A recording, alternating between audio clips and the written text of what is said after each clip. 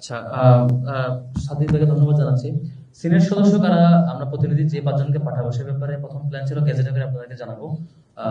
তবে আমাদের সহকর্মীরা পরামর্শ দিয়েছেন যে যদি সাংবাদিক বন্ধুগণ আছেন এখানে টোটাল ক্লারিফিকেশনটা বলে ফেললে সবার জন্য ক্লিয়ার সুন্দর হয়। যদি ক্লিয়ার বলে এমন মনে হয় সেটি বলে ফেলা ভালো। আমাদের মিটিং এ আলাপ হয়েছে প্রথমত সিনেটে যে পাঁচজন প্রতিনিধি পাঠাবো সেক্ষেত্রে আগের এক্সপিরিয়েন্স গুলো জানা, এর আগে ডাকসুগুলোতে কিভাবে হয়েছে বিগত দিনে আমরা আগের যারা বিভিন্ন সময় নির্বাচিত হয়েছে তাদের সাথে আলাপ করেছি। তো সবার আলাপ শুনে যেটা মনে হয়েছে বিশ্ববিদ্যালয়ে যখন একজন শিক্ষার্থী থাকেন তিনি কোন মতের, কোন রাজনৈতিক দলের, কোন চিন্তার, এটা কখনোই ফ্যাক্টর না। ফ্যাক্টর হলো বিশ্ববিদ্যালয় সিদ্ধান্ত গ্রহণে সাধারণত নারী পুরুষ একটা ফ্যাক্টর হয়ে কাজ করে। ধরেন যে ছাত্রীদের হলের এক ধরনের কিছু নীতিমালা ফেস করতে হয়, ছাত্র হলে এক ধরনের কিছু, বা ছাত্রীদের কমন রুম এই কেন্দ্রে কিছু বিষয় থাকে, ছেলেদের আবার আলাদা কিছু বিষয় থাকে। এখানে এই ছাত্র বা ছাত্রী এটা একটা বড় ইস্যু। আর একটা ইস্যু হচ্ছে আবাসিক অনাবাসিক।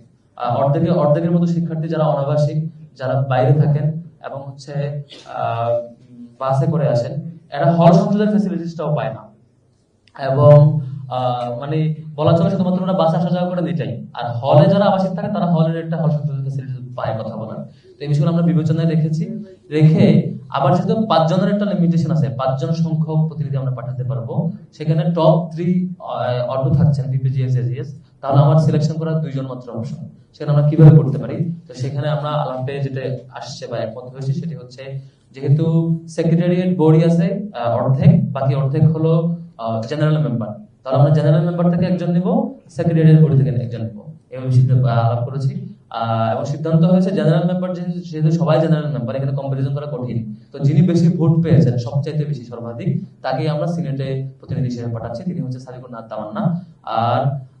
আর হচ্ছে সেক্রেটারিয়েট বডিতে কাকে করা যায় সেক্ষেত্রে আলাপ হয়েছে বাকি 4 জন যেহেতু ঠিক হয়ে গেছে, একজন এমন হওয়া দরকার যে একদম এককভাবে বা সবকিছুতে অনাবাসী শিক্ষার্থীদের প্রবলেমগুলোর জন্য তিনি দায়বদ্ধ, এই বিষয়গুলো দেখবেন। যেহেতু হল সংসদে অলরেডি হলের আবাসিক শিক্ষার্থীর জন্য দেখে অনাবাসী শিক্ষার্থীরা এই দিকে বেশি প্রবলেম ফেস করে।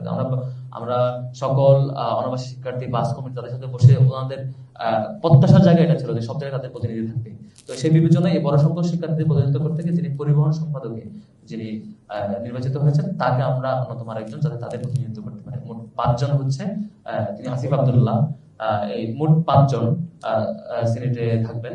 বিপিজিএস এজিএস আর হচ্ছে পরিবহনে যিনি নির্বাচিত হয়েছেন আসিফ আব্দুল্লাহ, আর জেনারেল মেম্বার যিনি সর্বোচ্চ ভোট পেয়েছেন সাদিকুর নাথ তামান্না, এই 5 জন হচ্ছে সিনেটে। আমি আশা করি সাংবাদিক বন্ধুদের ক্লিয়ার করতে পেরেছি। এর মধ্য দিয়ে আজকে আমাদের সংক্ষিপ্ত ব্রিফিং শেষ করছি। সবাইকে শুভেচ্ছা এবং সালাম।